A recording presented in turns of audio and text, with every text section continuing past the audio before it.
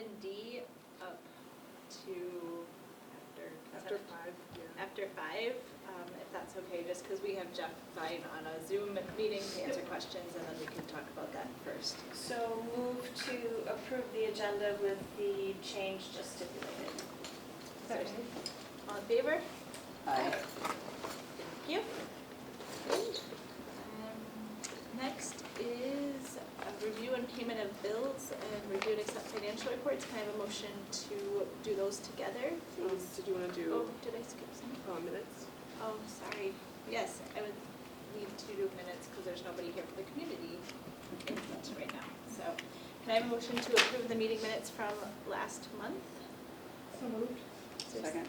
Awesome. All in favor, say aye. Aye. Awesome. Okay, now a motion to review and pay bills and then review and accept financial reports together. So moved. Is there a second? Second. Thank you. Jennifer, things you want to share? There's not too much out of the ordinary in the regular expense account. We do have a legal fees, which was clarification on our reconsideration policy. We had some clarifying questions, so that's the fee for those questions being answered.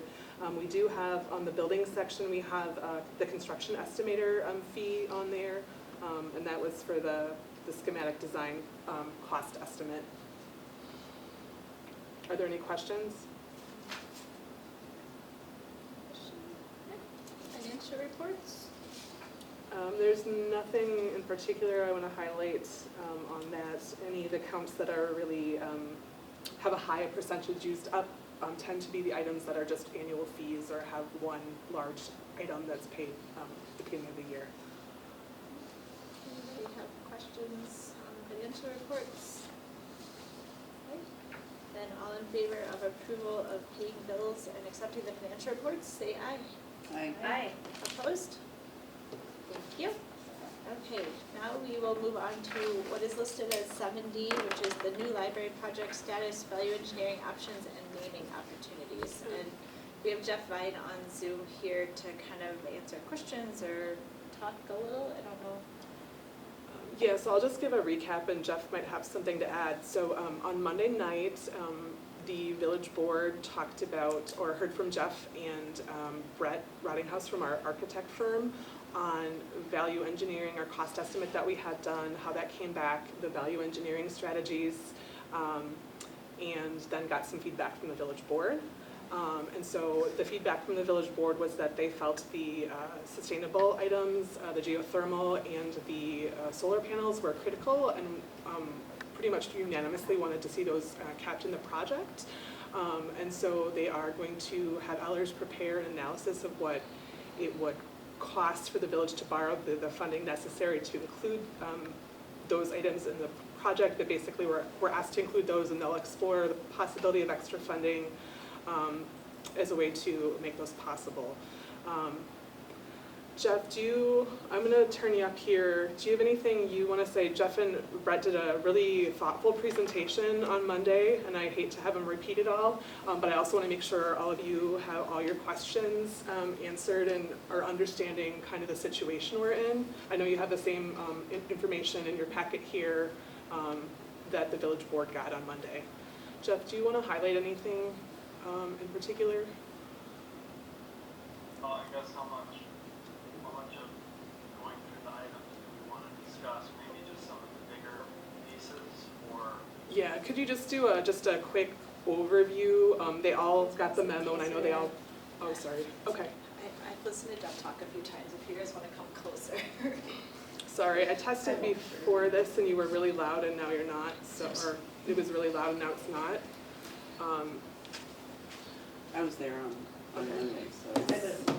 Okay, so it sounds like almost everybody was able to hear the Monday presentation. So if you can just highlight a few kind of higher level items, and then we'll just open it up for questions. Maybe just spend a few minutes highlighting Monday. I'm sorry, Dan. Sure, that's fine. So I guess the gist of the dollars that we took to them was that we have a $5 million problem. And through, straightening some things out in the estimate that weren't good assumptions, and then changes that our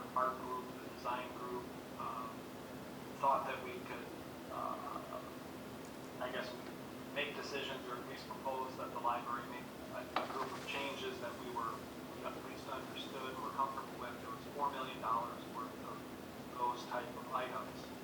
And so we went to the village board with the remaining $1 million, and we're hoping to get some sort of a plan for relief there.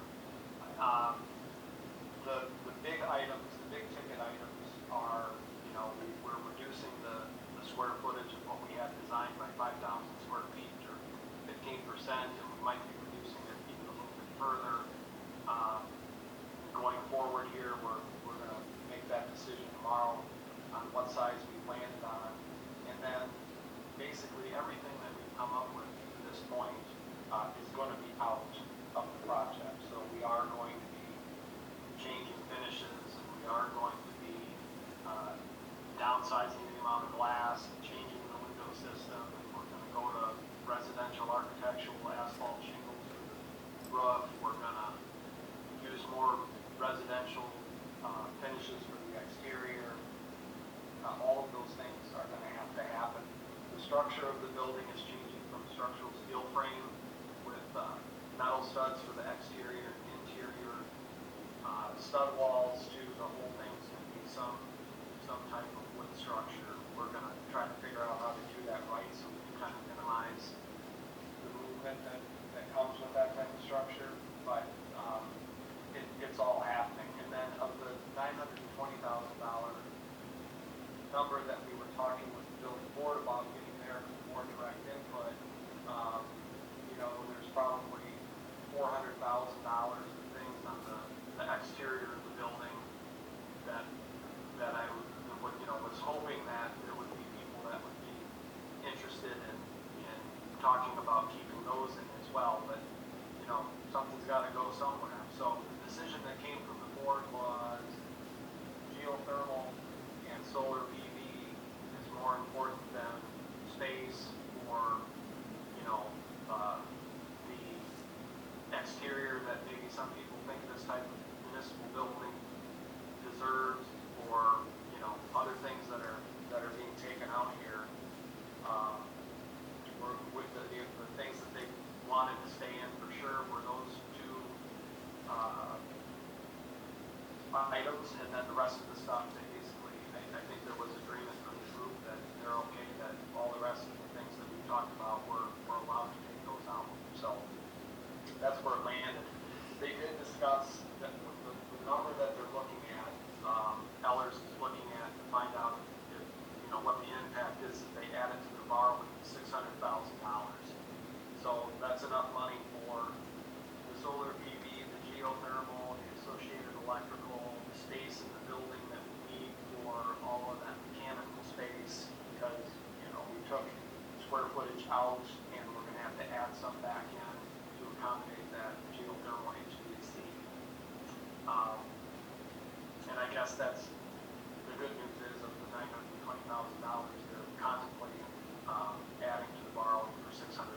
So in 2 weeks we'll go back and they'll have the analysis back from Ellers, and we'll see if we can get the village board to vote those extra dollars. So anything else, Jennifer? I just want.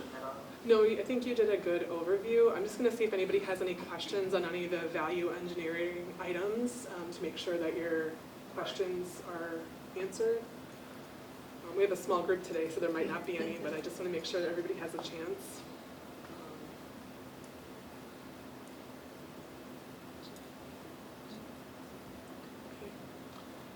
I don't think anybody has any questions, Jeff, so we really appreciate you highlighting those items and being available just in case there were questions.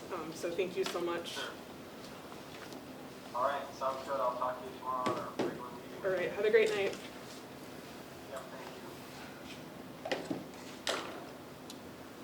I don't know if Carly, if you had anything to add, but they did a nice job. They just kind of walked through the finances and the strategies to try to align the cost in the escalating construction market with available funding.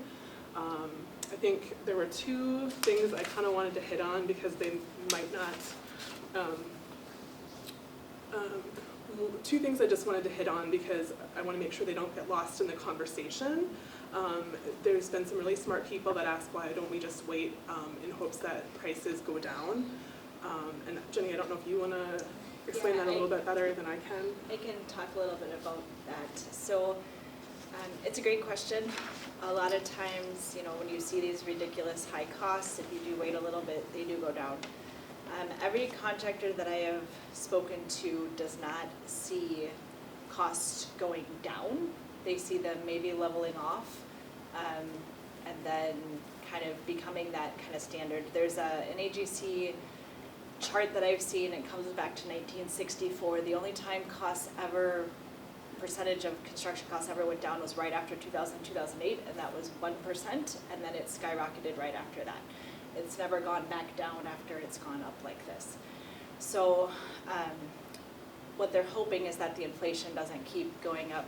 I mean, we're at 12 to 14%, usually you see 3% right now for construction costs.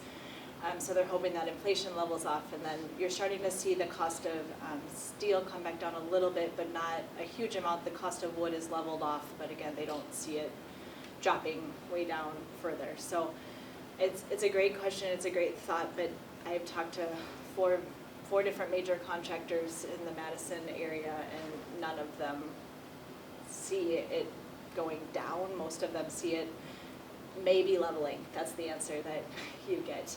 And anything that I'm budgeting for my hospitals for next year or anything, they're like, please make sure not only the contingency you have, make sure you're adding for inflation. Contractors are really, they're nervous about what the costs are going to be. And even with, if materials do level out, the labor alone right now, they're having to pay people more to get them to do it. The amount of construction projects, there's not enough labor to do all of the construction projects that are planned in the next 2 to 3 years. So you're going to pay them more. So it's a great thought. I'm just not sure that waiting is going to save us anything. And then also you look at the cost of borrowing is going to only go up, right? Interest rates are only going to go up, those type of things. So that's kind of one thing I want to make sure that we're understanding is it's just not a great time to build, and we've managed to hit every possible extreme that could ever have happened in the last 2.5 years while we're trying to build this project. And there's a lot of really smart people looking at it and trying to come up with ways to do things that are best for the building, best for the community, best for what we need. And everything is looked at. It's not that we're holding money somewhere. It's not that we're hiding things. It's that we're looking at every possible way to save money, but build a building that's going to last, that's going to be what we need it to be.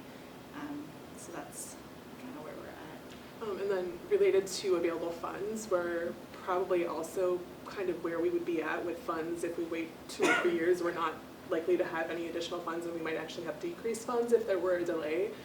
The community has been amazingly generous with over $2.2 million in donations, which is incredible for a community of our size, and then the village contribution. So those available funds are not likely to increase if there was any delay in the project. I also want to reiterate what Jenny said about the construction environment. It's not that there was poor planning or budgeting. Our architects, we had an owner's representative, we had architects, we had construction professionals engaged in the process. We did the cost estimation, which most municipal projects do not do, especially at this early stage. So we were really trying to be proactive, and it's just the construction market and the situation it is now. There's, other village projects are facing this challenge. We've heard of, another library system project that came back in $2 million over. They didn't have the advantage of the cost estimate to make those adjustments. There's projects that aren't getting any bids at all for site work, and that's atypical. A lot of times there are multiple really competitive bids, and now you're getting fewer bids and sometimes not even bids for certain work. So it's just a very atypical situation, which is outside of our control. We had inflation budgeted at historical rates, and it's not a historical inflation time. So I just want to make sure that's clear. The other point that I think is important to make, and I guess maybe I take it for granted because we've had discussions for 4 years about space needs, is that there tends to be a perception that we're asking for too much or that we have lofty goals. We went through a very involved community engagement process and a needs analysis done professionally, and so where we landed at was kind of the thoughtful version of where we needed to be. We knew what our funding was and some limitations, so we wanted to be strategic and thoughtful with what we were asking for.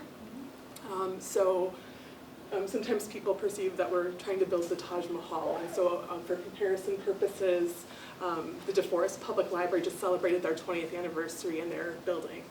Their building, after 20 years, is 35,000 square feet, which is 5,000 square feet more than we're going for now. So we're 20 years behind, and we're still, going to be short of where they're at. And so their community has been served by and enjoying that space for that whole time. Verona is a similar situation. In early 2000s, they built a 33,000 square foot facility. Their community's been enjoying it. Wanakee, we were busier than Wanakee before they moved. Their building's like 39,000 square feet. So we're not asking for the biggest or the fanciest library. We're trying to have a really thoughtful library that's efficient and can be responsible for serving our community. So we went through really carefully to reduce the square footage, but it's been really hard to try to keep the service levels and the goals alive in doing that. So I just want you guys all to understand that that's kind of our approach and kind of where we fall with other spaces. I think those are the main points. I just wanted to make sure that we, as a group, kind of all had that background of. So. Are there questions or comments that you guys want to share? I don't have a question, but I just want to thank everyone for all of their thoughtfulness that has gone into this. I knew we would be facing tough challenges and tough decisions. And then when I, see the hit to my personal pocketbook with everything that's going on, I knew we were going to face even more difficult challenges. I appreciate the village boards looking into doing everything we can to make this as eco-friendly of a building as possible from the get-go. While I'm saddened that we have to shrink our size, I'm happy that we're thinking thoughtfully about what we need to do now and what we could do eventually down the road. So I really do appreciate all the work that's gone into this. I think that's another really good point. Because of the new site being planned to accommodate future expansion, we're really in a better position because if we need to add square footage in the future, we are able to do that in a responsible way. We can already tell you where that extra footage is going to go for each collection. So I think that really positions us well. Obviously, we'd rather not have to do that, but even if we were able to build what we first planned, having those planned out will allow us to stay at that site and make best use of that investment for as long as possible. Yeah, I agree.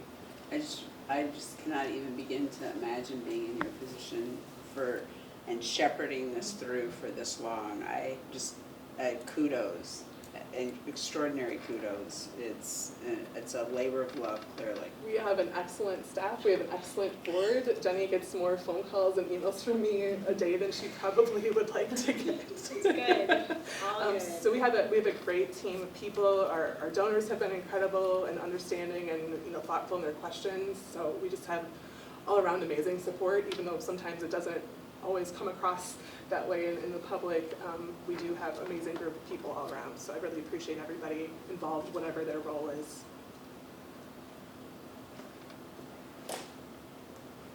Other questions or comments on this agenda item? If anything comes up, please reach out. There's some really smart people, and we can answer any questions that anybody has and any thoughts. We'd love to entertain them, so please reach out if there are questions or things for the future. We will go back to item C, committee reports. The first one is the nominating committee. So the nominating committee has a slate of candidates that will be that's in the packet and we'll share when we get to the nomination of officers. They had a little bit of a challenge this year because we had 3 members that were running up against the bylaw term limit, so they had to think about that. And I think they're recommending an exception to one of those positions. And then one of the pieces is Carrie was trying to move on from the board before I started and has graciously hung on for 4 years since then. So is looking to finish that effort. So that will be part of our conversation in just a minute. Okay. Next, personnel committee. I think I am the representative from that one right now, or actually we both are. Yeah. 6/22 is when our board members have the due date for input related to our director's evaluation. So I think that's really the latest update. Can you think of anything else? No, just gathering information then from staff as well to inform that process. Thank you. Awesome, thank you.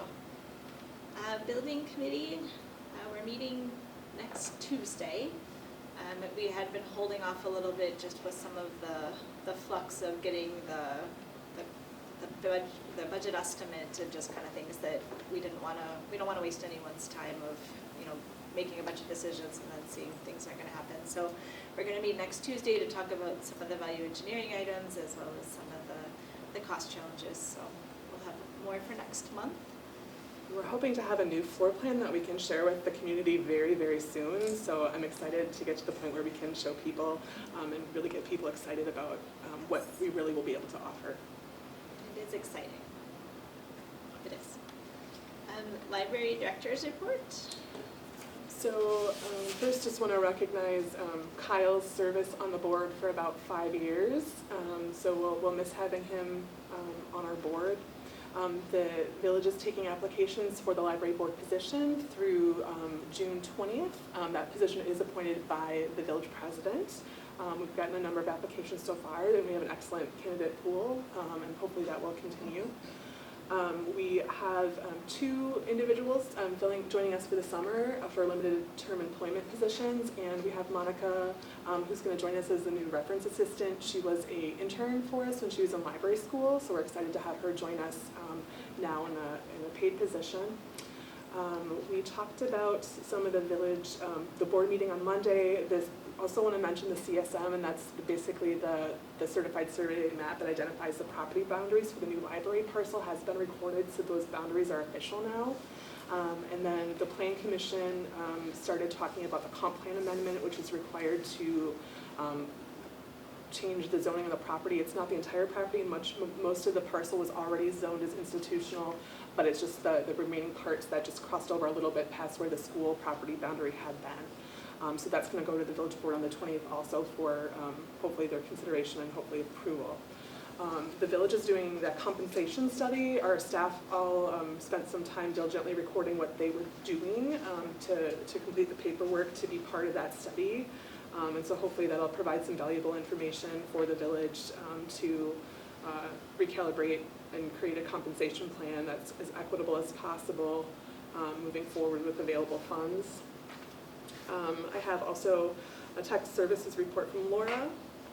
She attended a management programming, and then she and Sarah have done a number of things related to Laura's helping with some of the building planning for storage needs for staff areas, and then we get a lot of donations, and we hadn't been accepting them during the pandemic because we didn't have anywhere to put them. The Friends storage locker was full.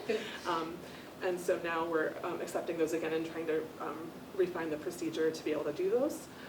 And then last thing, which has been really great today, it's been really fun in the library the last day of school. We've had summer reading program registration, and while that started on Monday, we've had some people come in today. It's been really, really busy and with lots of excited young readers coming in to sign up for reading, and you can hear a lot of laughter and excitement and activity, and that's really what the library is about, so it's really fun to see that and know that that'll continue all summer long, but it's just so much fun to see that in person. Kelly's been on the desk greeting young readers all day long, and she's been doing a great job with that. So. Did she have her umbrella? 'Cause I saw her umbrella the other day, and it was the cutest thing ever. It was like an ocean umbrella for jellyfish. the jellyfish, and it was like an under the sea theme, right? As the If you have a chance to stop by the library, one of our part-time employees did some amazing sea-themed decorations, and every time I look at them, I can't help but smile. So if you need to smile, I encourage you to pop in and take a look at those. That's all I have for my report. Thank you. Next, there's some communications that went out in the packet. The one is from an email from Ashley Anderson. Do you want to go through it, or? Yeah, so in addition to the email that you have in your packet, I heard from Ashley today, and she just wanted to thank you for having her email on the agenda and for reading through it and thinking about it. I just want to reiterate some of the concerns she mentioned again in her email today, is that she's really hoping that we start with a small parking lot and then expand as needed in the future. saying that the parking lot on Netherwood by the park there is never really very busy.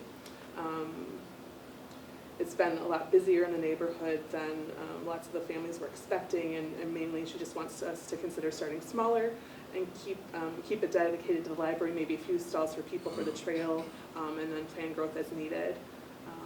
She appreciates any help in keeping it to be a peaceful, less disruptive and peaceful neighborhood. So I'll pass this around if anybody wants to read it. One of the things I want to mention, because I know she's going to be watching this tonight, will be that as part of the value engineering, with the building getting smaller, the parking requirement is decreasing. We also spent quite a bit of time looking at the site plan to make sure that we are as efficient and thoughtful with what's included there. So one of the things that will be cut out but will result in less asphalt, I guess, is that we're going to remove a drop-off area that was designated for drop-off only. And so instead of having that specific space, we'll have like a parking stall or two labeled for drop-off, which will be a little bit more efficient use, but hopefully will serve a similar purpose. It will be a little bit less handy for buses and things like that, but hopefully with the size of the parking lot, those needs will be able to be met in other ways. So I think Ashley will appreciate those changes when we're able to have that in front of you. I don't know if anybody has any other questions, but I'll pass this around if anybody wants a copy. I can give that to you too. Thanks. Sorry. No, that's great, thank you. Village board announcements, Carlene, if there's things you would share? Let's see. There's a lot that's happening on the village board. The Sustainability Committee has started, and that is, I think, the commitment to sustainability on the part of the village came through pretty loud and clear in the things that the village board emphasized as wanting to keep in the decision making and what needed to be cut. So that is moving forward. They meet pretty regularly, and I think they're meeting at Forest Edge, which is appropriate since it's the zero impact school. Also, the Transportation Committee is beginning. They have members now, and that I think will also have an impact on the library, as I think that transportation has been one of the things that's been discussed with not having a library in the middle of the village. So I think that will be one of the things that has a potential to impact the library. In addition, the Diversity, Equity, and Inclusion Committee has had 2 meetings now. We have not started any work. It's really been to try to set a floor for a shared understanding on what we're talking about when we address diversity, equity, and inclusion, and we will begin looking at some of the training that the village is considering for staff and employees and committee members, committee and board members, that at our next meeting in July. You mentioned the compensation study that's continuing. There is also, we authorized on Monday for Vanderwall and Associates to move forward with a community input process for the property at 249 North Main, where the library had been slated to go, and now to think about other uses for that. There have been several proposals, but also want to make sure that the community has plenty of time and opportunities to have input into that, so that will be staggered. There's a timeline in the packet if anybody wants it. I didn't memorize it. It's through the summer into the fall, and there are a variety of art projects that are being proposed. Randy secured several different art grants. So one of them is a miniature of the Tin Man, where down in the point where the new Culvers is going to be going in. I was not at the joint meeting with the Plan Commission because I was at a DEI meeting, so I can't report anything from that. Is there anything else you can think of? I think that does a really good job. So you got nothing going on? Nothing happening. Thank you, Carlene, for sharing. Yeah. We appreciate that. School doesn't have anything going on. School either, has so. nothing going on either. You're done, right, for the year off? Yesterday was the last day for our students, and our summer semester starts in July, and we have over 1,600 students registered for summer semester. So that is an exciting piece. It's a very large number of students for a district our size. Our kids get very excited about summer offerings, so that's really, really nice. We're also, yeah, good, I'm glad. And we're in the middle of a facility study also to try to better understand the recreational facility needs within the boundaries of the school district. And of course, we'll be willing to share the information with Fitchburg, the village, Brooklyn, the whole piece, so that everybody can have access to the information we're collecting through focus groups. There are an awful lot of things, but that's probably the top for now. Awesome, thank you. I went to the 8th grade sending off thing yesterday, and there were a lot of people there. Oh, it my was goodness. very full, so which is exciting to be back and see the kids be back in person. Excited. So, okay, discussion and possible action items. 7A, election of officers. So normally the nominating committee presents this, so I apologize that it's me. But we have Carrie, she's out of town, and Kyle, whose service is over. But you see in the packet their presented slate of candidates. Does everybody have that in front of them? Mm-hmm. So for president, they have Jenny Nelson. For vice president, they have Carrie Shuda, and that's based on the bylaws of the longest serving member. For treasurer, they have Coral listed.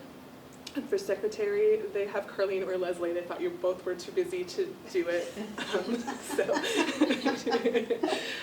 Have you both listed there?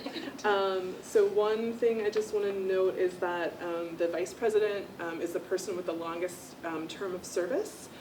So after Carrie, that would have been Kyle.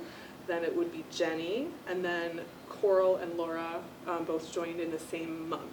So depending on who ends up with what position, that position could switch around. We do take nominations from the floor, so if anybody wanted to recommend something different than the nominating committee presented, you'd be free to do that. The one thing I'll note is, per the bylaws, they do allow up to 3 consecutive terms in the same office. So one of the recommendations for the president position would be an exception to that, which the bylaws allow, provided we have 2/3 of our members here, which we do, and that would require 2/3 of those of you here to vote in favor of that exception. And I think the motion would need, if that motion were to be desired, that the motion would need to include suspending the rules to allow for that. I would be willing to make a motion to suspend the rules, and I'd just like to say something about that, if that's okay. Please. I think, given Jenny's experience and everything that's happening with the library construction and the fact that you have construction experience, it would be kind of silly to turn you over at this point, even if you wanted to. So I would make a motion to suspend the rules and nominate, or whatever, Jenny to continue as president. So we could handle each position separately, or we could do a motion to, I guess maybe we should do that one separately, Yeah. and then we can talk about the others as a group. Is there a second? I would definitely second Carmen's motion. Any, Not And throw for that sentiments. extra stuff in there. any discussion, further discussion or questions? I appreciate your support, I do, so I'm trying my best, so. All in favor of me suspending the rules to allow for me to serve a fourth term as president, please say aye. Aye. Opposed? Thank you. Okay, then we'll need a motion for the other slate, is that probably? Yes, and we can also, if there's any other nominations. We're gonna arm wrestle us. I was gonna say, how do we do that? I was gonna say, Which which, rock, paper, scissors? would either of you like to volunteer? Maybe we ask that first. I guess I have a question about what it includes being a secretary. So we have designated a lot of the secretary roles to Laura, who takes minutes. There are some official secretary duties that involve signatures on documents, sometimes writing things, reports, or official correspondence. I would say that commitment tends to be minimal per year. I can't even remember having done anything this year related to that specific piece. So I'm more than happy to do it again, Carly. It really doesn't matter to me. I'm cutting back to part-time, so I have more time in my, so it's fine, either way. You go right ahead of us. Yeah, I was just saying, you have a lot on your schedule, and now you're starting a space needs study, yeah. So it sounds like we're nominating Carrie to be vice president, succeeded by Laura, if Carrie does resign, Coral for treasurer, and Carleen to be secretary. Is that it? Can I have that motion? I will make that motion. Is there a second? I will second. Okay. All in favor say aye. Aye. Opposed? Thank you all for your service, and appreciate you all being on the board as officers. And the nominating committee appreciated that people were very willing to jump in wherever was needed this year, so they were grateful for that. Awesome. Okay, so next will be the designation of authorized signers for bank accounts. So since we do have a change to treasurer, we need a motion to designate the authorized signers for bank accounts. The only bank accounts that we have are related to the Walkman Trust, which is a special fund that was donated for specific restricted purposes. All of the other accounts are managed through the village banking.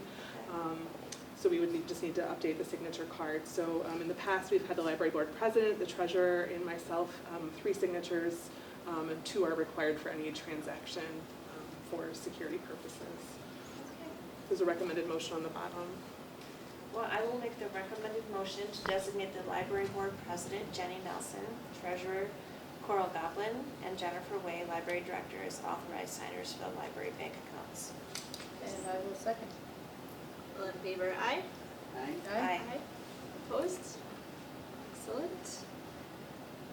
Recognition of appreciation of Kyle Severson for his years of service on the library board. So historically, we've done a lot of different things for departing board members, and we're hoping to be a little bit more consistent in recognizing people moving forward. So we have a certificate of appreciation, so just wanted to take a minute to extend gratitude to Kyle for his 5 years of service. It's been a very active 5 years for this board, and a lot of meetings in addition to what the typical expectation would be. So really appreciate Kyle's thoughtfulness. He was a huge advocate for getting rid of fines long before we were able to do that, and had a really great way, in my opinion, of asking some really thoughtful questions, even if they were difficult questions to ask. So I appreciate that about Kyle. We do have a certificate that we'll be giving him if you approve doing that. So. Is there a motion to approve recognition of Kyle? So moved. Is there a second? Second. Any further discussion? All in favor say aye. Aye. Thank you. And I already signed it, so. In anticipation. In anticipation that it would be okay, so. Next, we will go on to 2022 Dane County Standards.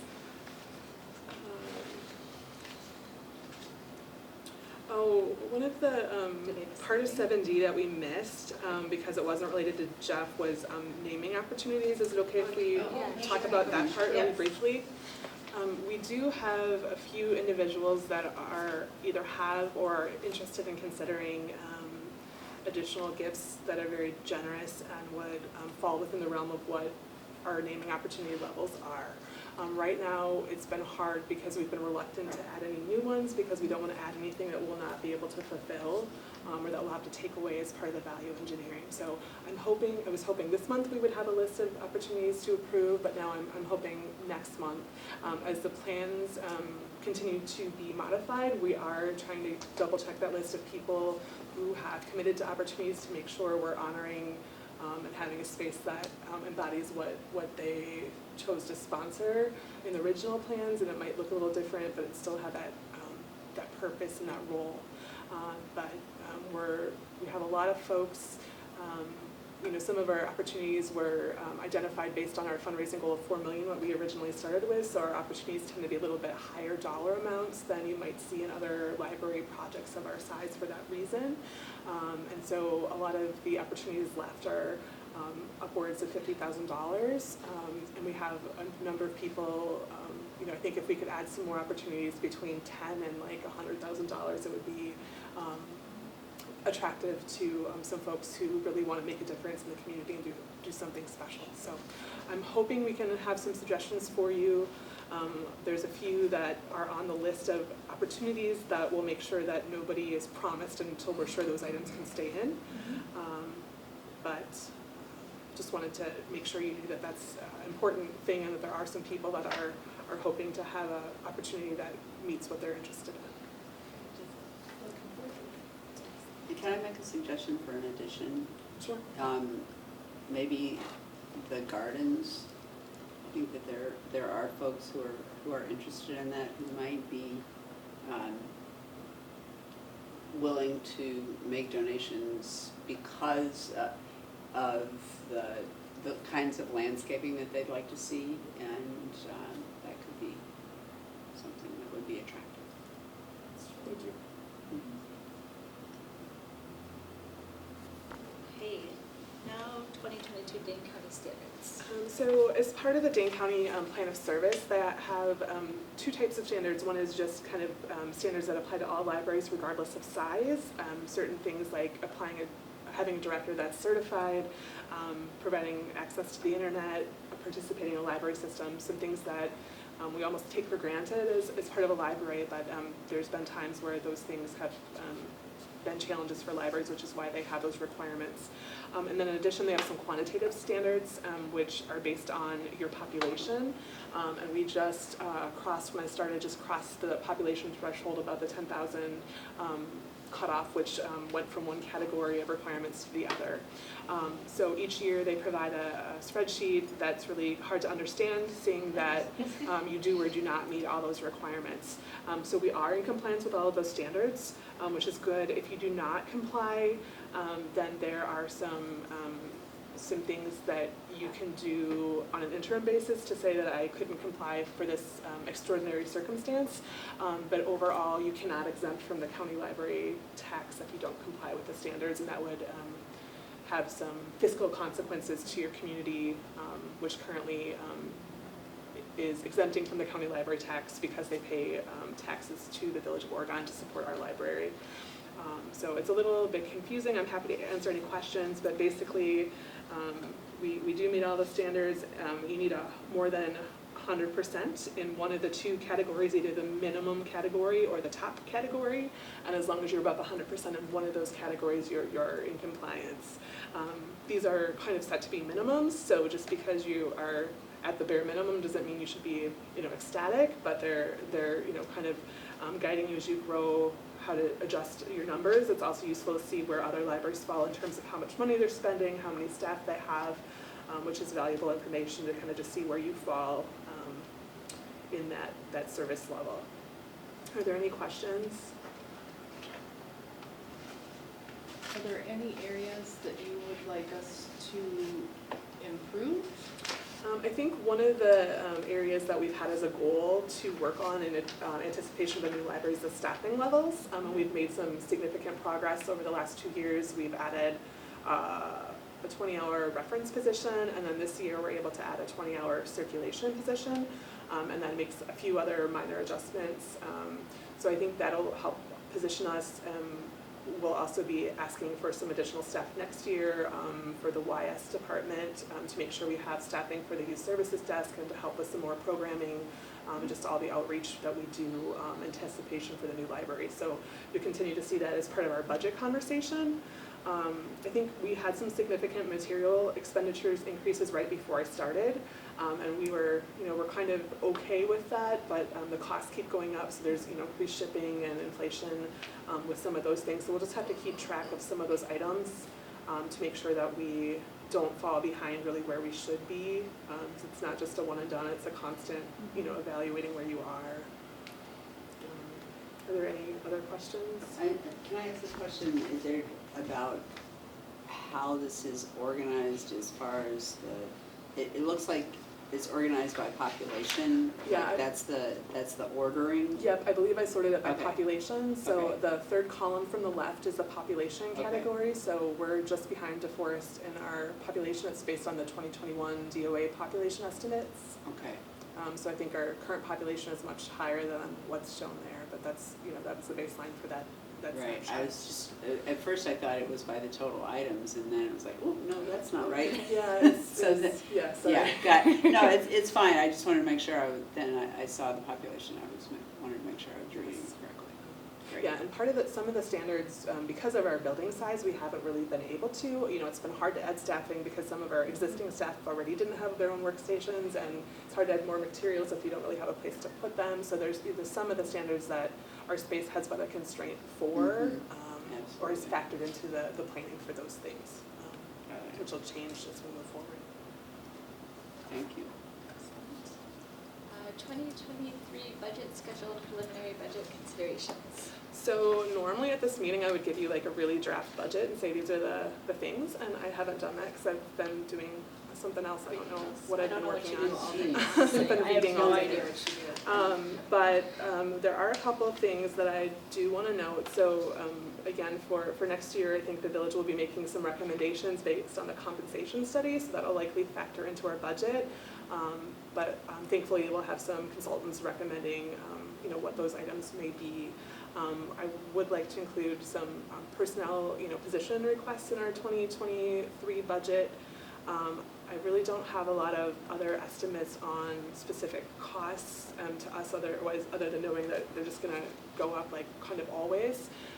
The other thing I want to note is that historically all of our programming has been paid for by the Friends of the Library, which is amazing and it's wonderful and it's generous, but in any given year, that means that we are relying on their generosity to support those important essential programs that are really part of our service.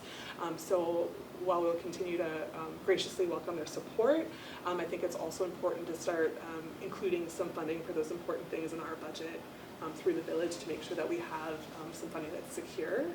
And so I would like to include a small amount to kind of transition in that direction, and certainly they can continue to make more wonderful things possible, but I just don't want to be relying solely on that funding source. So I guess those are kind of the highlights of the main things.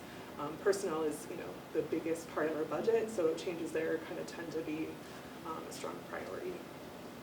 Are there any questions? I think the budget request we'll be approving at our August meeting, so next month I will have a spreadsheet for you to look at and provide feedback on with the numbers we have. We always get more detail by August, and there's some numbers that even when we have to turn it into the village we won't have, so we'll do our best guess. That we'll likely approve whatever request we want to do at the August meeting, and then present that to the village usually in September. There's a schedule in your packet that has more detail. This year they've modified it a little bit to do the capital discussions a little bit earlier in the year to kind of break up those conversations. And then the final budget usually gets approved in November after the public hearing. Are there any questions on the budget schedule? Consider the 10-year capital budget requests. So this is something that for the first time this year, the village is doing a 10-year capital improvement plan. Previously, they did a 5-year planning period. And so the village administrator, Martin, is asking for capital needs from departments to be able to put into that plan to see where totals fall and for the village board to kind of evaluate priorities moving forward and know kind of what to expect in terms of needs, a little bit more comprehensive planning process than it's been able to be done previously. At our last meeting, I kind of highlighted some of those needs, and then I included the definition on the capital planning that the village administrator provided. So they're considering any expenditure more than $5,000 in certain categories. And then there's a summary sheet that talks about the 3 items that I'm recommending we submit. The borrowing for the final installment of the village contribution of $3 million. I suppose if they choose to increase that amount, that we might need to update that amount to reflect any additional borrowing that they choose to want to do. So I might need to note that. Also, self-checkout machines, we have 2 currently. This money budgeted is to replace, there's a 7-year life cycle on those, to replace the 2 we have, and then hopefully 1 or 2 more that we might add, either when we move to the new library or that we might want to add then, depending on growth. If we don't need that many, we'll only have the number that we need. And then the third item is to consider purchasing an automated materials handling system, which is automated equipment using RFID technology that basically checks in materials as soon as they're returned and then sorts them. So basically staff only have to handle an item one time and put it right onto the cart for reshelving instead of having to handle it multiple times and move it around and check in and things. There's some advantages to that. It wouldn't be intended to decrease existing staff, but it would be intended to help combat the need to add additional staff or to make better use of additional staff as we grow and get busier. So that timeline might change based on the village's needs and priorities, but I wanted to get that in there so that it could be considered in the planning process. Each sheet has a little bit more of an explanation on why those items are, what those items are and what they would be used for. I just want to point out that I would appreciate a motion to approve these requests, then I'll submit these to the village, but would like that to include the sources of funding for the new library project be updated to include the most recently available funds at that time, because the dollar amounts change on a weekly basis with the revenue. So I just want to make sure that whatever totals are as current as possible when we submit that. Are there any questions? So did you want a motion on that now? We should. It's due the 24th, so this is the only meeting we'll have before then.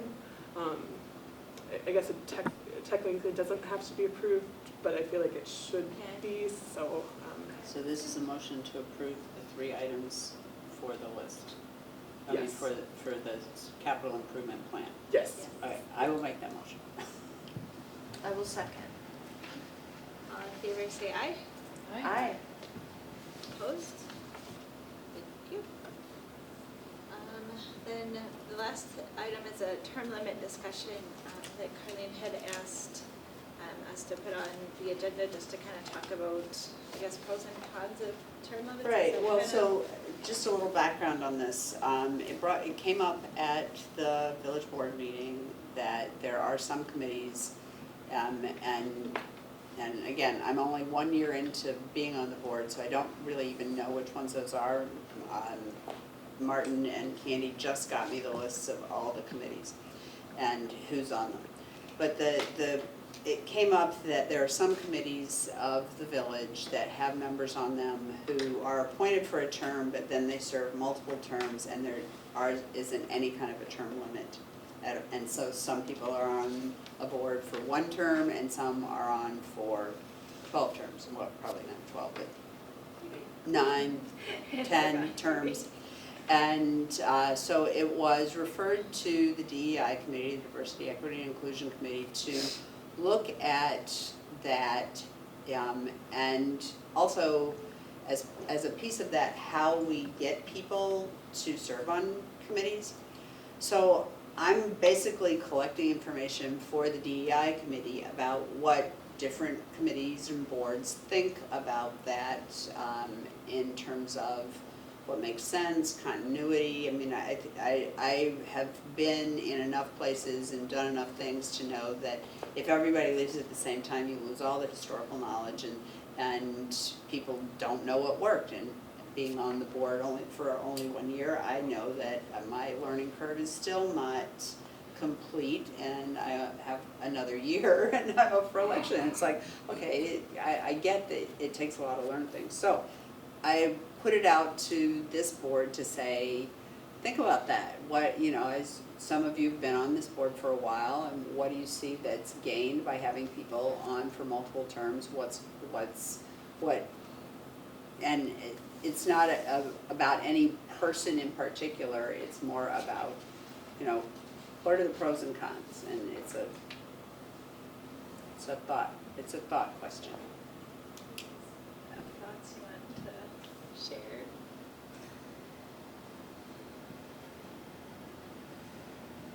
pro for me, for multiple terms, is just the institutional knowledge. Personally, I'm able to participate more with that personal or the past knowledge and then I feel more confident speaking out against things as well, just based on also community feedback. I feel like the longer I've been on the board, the more people recognize that they can share information with me, and I bring that in to board meetings with my opinions and my votes. So I think the more years you have under your belt, the more it's out there for people to see and speak to you about it as well. Okay. Any other thoughts? Well, I'm sure just the same thoughts that you've already thought of, right? Like along with all of those benefits, the other side to the coin is it occasionally then becomes difficult to bring in fresh perspectives or perspectives from groups that are traditionally marginalized on boards and committees. So I think we're always trying to find a way to honor knowledge and service while continuing to broaden the perspectives that are brought to the table. There is no easy answer to that. And that's why it's important, I think, for boards to, in as many ways as possible, collect input specifically from people who perhaps don't have the time to volunteer to be at board meetings, but they are just as invested as anybody else. So I think it takes a lot of effort to go out and deliberately seek the feedback that can inform the board. So that's one way to try to balance the two perspectives. Any other thoughts? I mean, it's again a balance, right? Like if you don't say that you have to end, you don't get those new people, right? You don't get the people that apply. We have new opportunities now with, Kyle not being able to serve, right? We have some different people we can bring in, but we also know that we've lost some of that great historical information and the viewpoint. For me, I mean, I don't even know how long I've been on the board. We're at 4 or 5 years now. But I don't feel like I even got comfortable till the second or third, maybe fourth year, right? And so if you say that your term limit is, 3 years, they're literally just hitting that stride, I think, at the end of that. I don't think so the terms are 3 years. It's a matter of how many terms that folks could serve, and that one term would, in my view, one term would be really counterproductive, because like you said, you're just learning all of the ropes and then you're not on the committee anymore. It's like, that seems. But if it's unlimited, then you begin to lack the input Right. of voices who may be new to the community. Yeah. And I wonder too if it's worth considering maximum term limit. If you then open it up for if they're off the board for 2 terms or 1 term, then they're allowed to come back. Because I think that would provide for a little bit of a turnover as well, to allow for new opinions to come in, and then when you're not serving on the board, you're gaining new knowledge as well, so Yeah. it might be something to consider. I like that thought, Laura. Great, thank you. I really appreciate that, because I'm actually the only person who serves on other committees, and so it's good to hear from folks about your thoughts. So I appreciate that. Ms. Breskin? Yeah. So our next meeting is July 13th, 2022 at 5 p.m. I assume here Yes. We'll be here. The Senior Center has graciously allowed us to reserve this room for the rest of the year on our board meeting nights. So we'll be here for the rest of the year and possibly until we move to the new library, reservations permitting. Reservations.